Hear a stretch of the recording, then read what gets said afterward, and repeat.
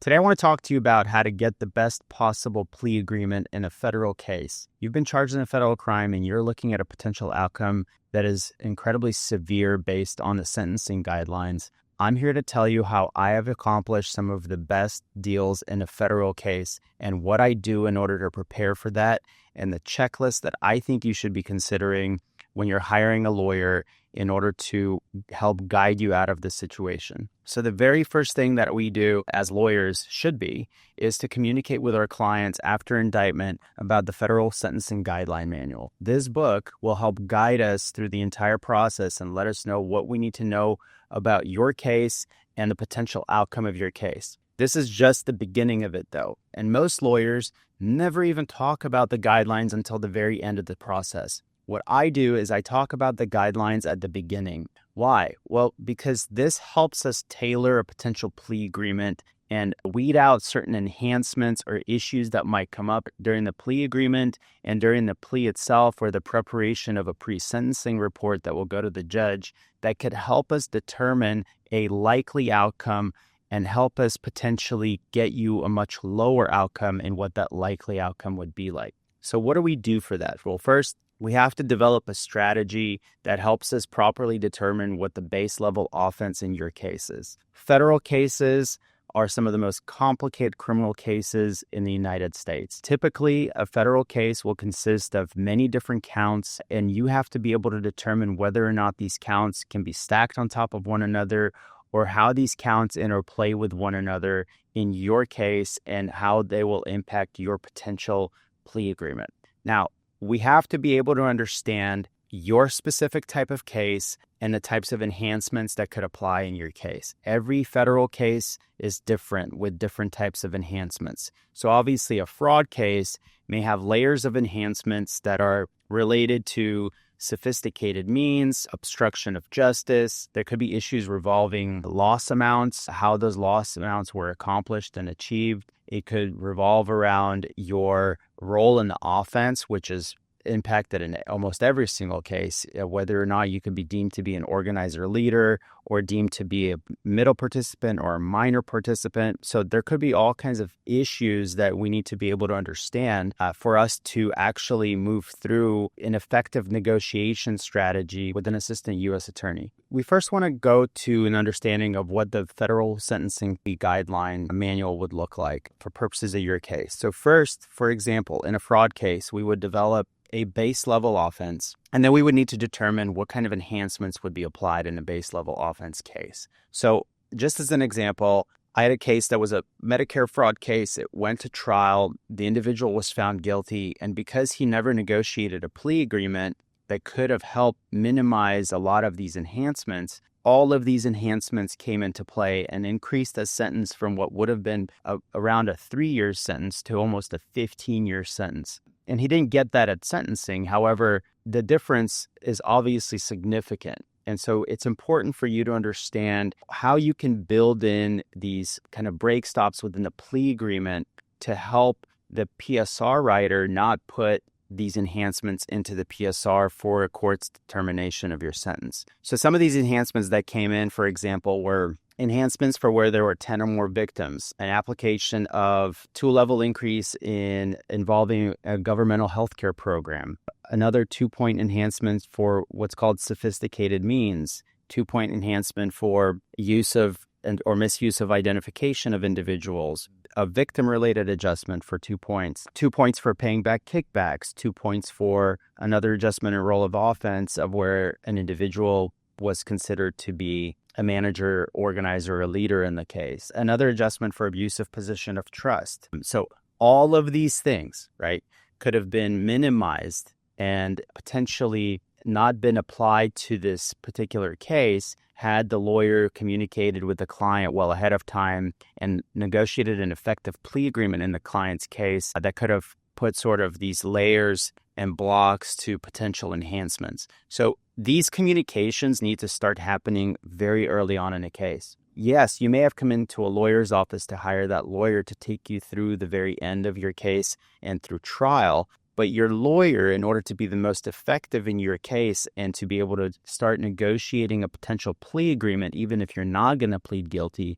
needs to have a good understanding of not only the facts in your case and the discovery in your case, but what kind of enhancements and what your guidelines will actually look like, because that's where your best chance of knocking down some of these levels will be. So then your lawyer has to be able to determine your criminal history category, which can significantly increase as well. Even if you have minor misdemeanor offenses from 6, 8, 7 years ago, whatever it may be, right? A felony deferred adjudication. It didn't even have to be what you would consider to be something really severe or really extensive as far as criminal history is concerned, but it could still impact your potential sentence. So we need to be able to understand that as well. So talk to your lawyer about calculating your guideline range early on, because it will help dictate how your lawyer navigates a potential plea agreement. What else goes into this? So we have to start considering what court you're in, who the prosecutor handling your case is, obviously what type of case you have, and in general, the political environment and the kind of the drive of the Justice Department of what types of cases they're currently handling and how they're handling those cases. Because a lot of these things, believe it or not, play a big role in how you ultimately choose to handle a specific type of case and how much timing you're needing in order to be able to streamline a case. So some cases you may want to move really quick on, because there's a time-sensitive political issue that's at play. There's deals that are being made in order to be able to negotiate something really quickly. They're called opportunistic cases that occur within the federal criminal spectrum. And your lawyer needs to be able to be apprised of all of those things and understand why a certain case may need to move quicker than another. In another type of situation, your case may need much more time.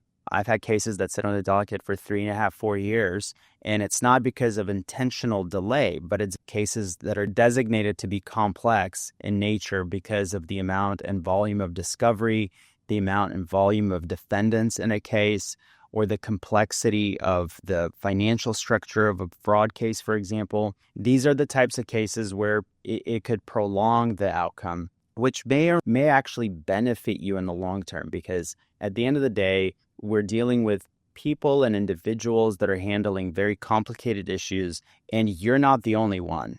They start developing new cases, there's new investigations, there's a whole slew of things that start to occur over the course of time where your case becomes less and less significant as opposed to when it was at the very beginning. Secondly, outside of going through the guideline manual and communicating effectively about the point structure and the strategic mechanisms that are set in place as far as how fast we should move on a case or how slow, or who your judge is or who the prosecutor is. I mean, obviously, we're taking all these things into consideration. You then have to talk about a specific negotiating strategy. What that requires is for you to understand the type of plea that you're entering into. So typically, there's 3 different types of pleas. There's what's called an 11C1B, an 11C1C, or a straight plea. A straight plea is where you just plead straight to the indictment because you feel like you're not getting any sort of benefit or bargain for exchange by entering into a formal plea agreement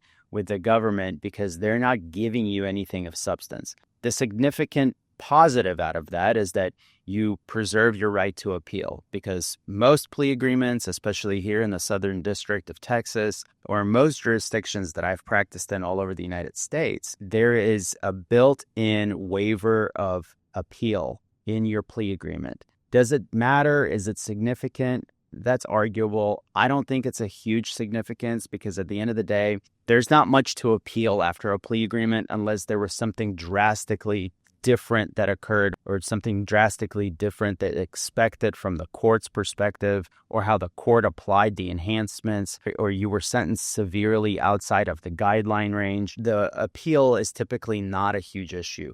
But in a straight plea, your appeal is preserved. The other benefit of a straight plea is that it gives you a wider range of argument for flexibility in how you argue for variances and departures. And this is something your lawyer needs to be able to effectively explain to you and how that might benefit you. Typically, a straight plea doesn't come in a complicated case of a many count indictment. A straight plea would typically come in a case of where you're charged with one count. It serves you no benefit to enter into a plea agreement with simply that one count. You will still get the advantage of getting the points off for acceptance of responsibility, and it gives you a wider flexibility of argument to the court and why you chose to do that. It's rare, but it could be beneficial in your case depending on what type of case you have. An 11C1C agreement is a binding agreement between the government and the defense. If the judge chooses to accept it, the binding plea agreement simply means that we've come to an agreement of 5 years, or we've come to an agreement of probation. Is it typical? No. Those are very rare. In almost a decade of practicing in federal court,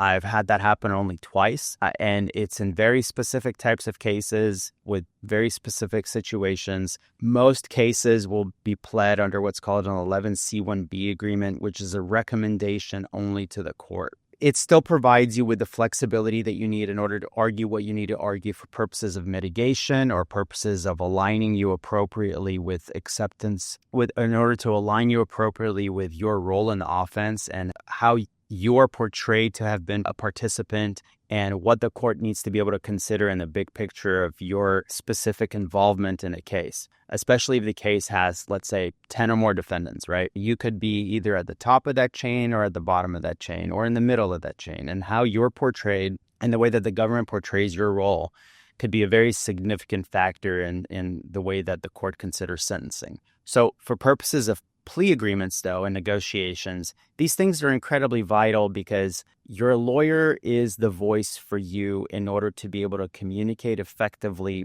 of what goes into that plea agreement. As of recent, I had a case that's been on the docket for 4 years. I just took this case over within the last 6 months. It was a fairly complicated prescription pharmaceutical Medicare fraud case. And what it involved was obviously a huge loss amount, but it also involved very specific factual basis for the plea. And the client was not happy about the specificity of the fact basis that was in that plea agreement. And what I had to do was retailer that factual basis in order to give my client the best possible platform to be able to let the judge know a little bit more about who he is as far as his involvement in the case versus what was originally written. And so this could be an effective strategy to not only help your client gain better traction of how they're portrayed, but also to give your client the best possible outcome in a case and to give the judge a much more flexible position as opposed to heading into it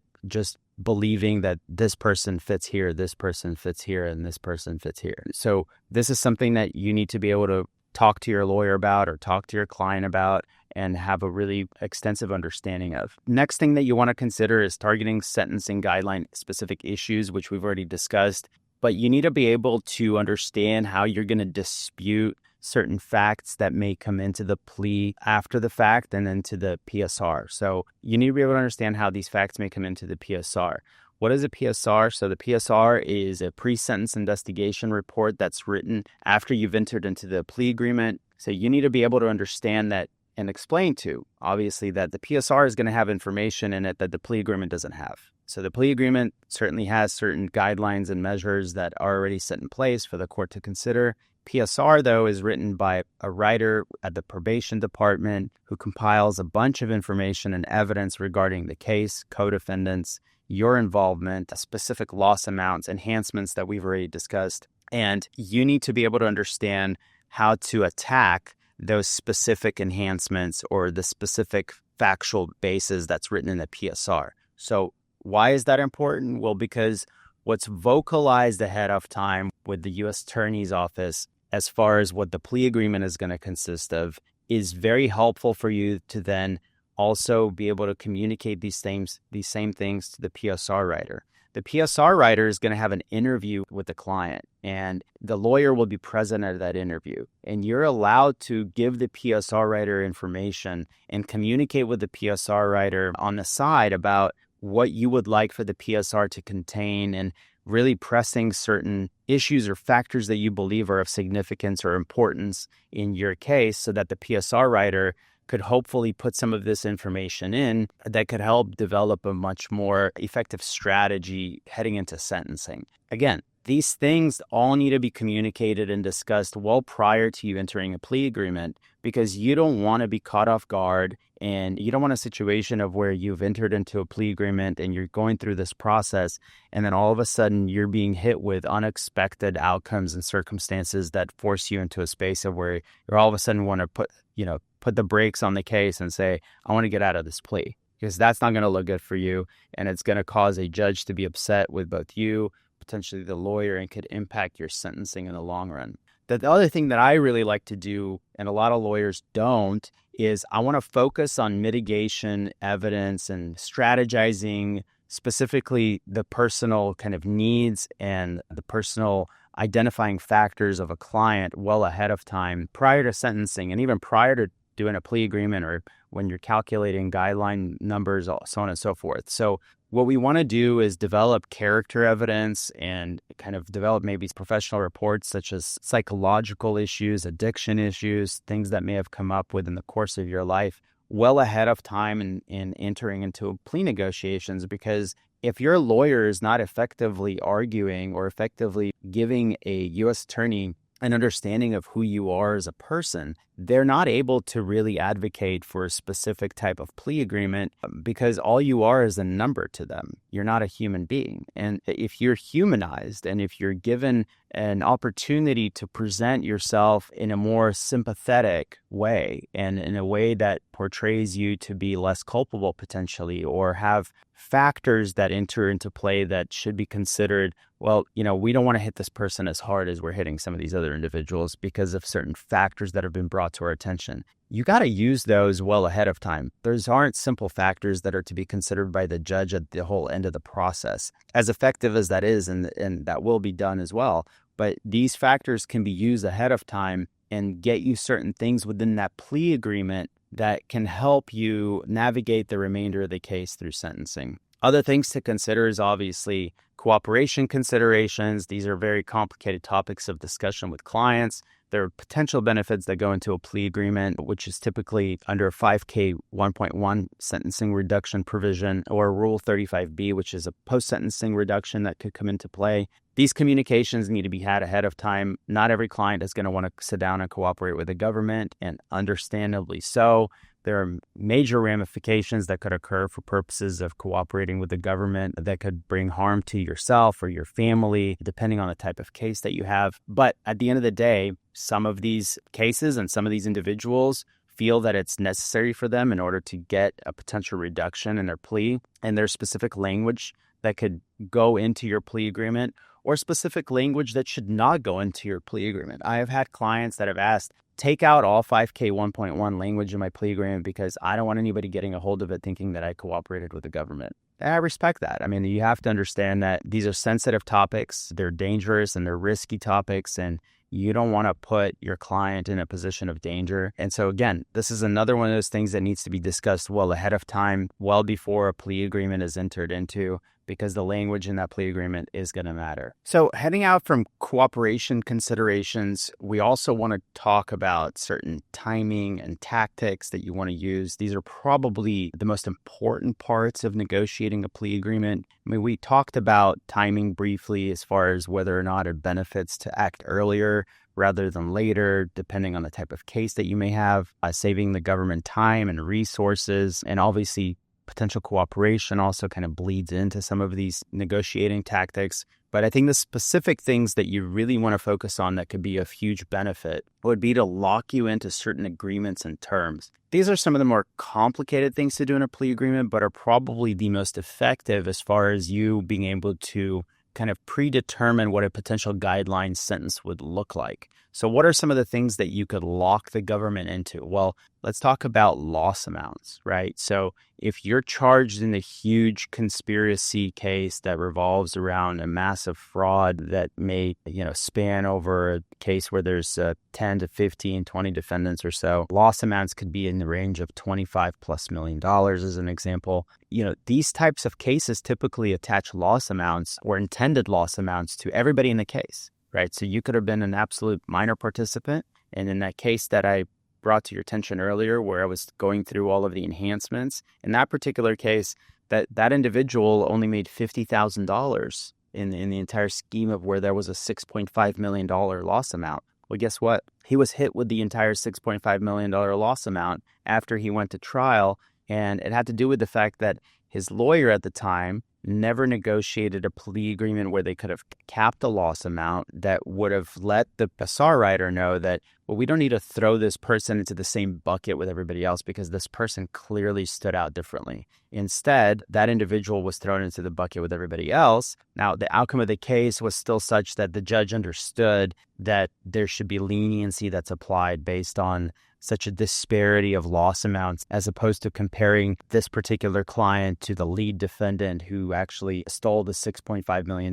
from the federal government. But again, these things need to be negotiated ahead of time. We could also talk about your sophisticated means and talk about the role in the offense. We could talk about restitution amounts, forfeitures, fines. There could be all kinds of things that go into that plea agreement that are negotiated well ahead of time, so you have a much better grasp and understanding of what your plea agreement will ultimately give you in the long run at sentencing. So the ultimate goal in the plea negotiation process is to preserve your credibility, develop more mitigation and mitigating factors at sentencing, and position you for the lowest possible sentence. We have to start doing this from the very first day that you come into the office and the very first day that we start talking about your case. So if there's something more that I could help with and give you my expertise and my advice and the most effective strategies that I have found that work in plea agreements and the strategies that don't, click on the link below, give me a call for a free consultation,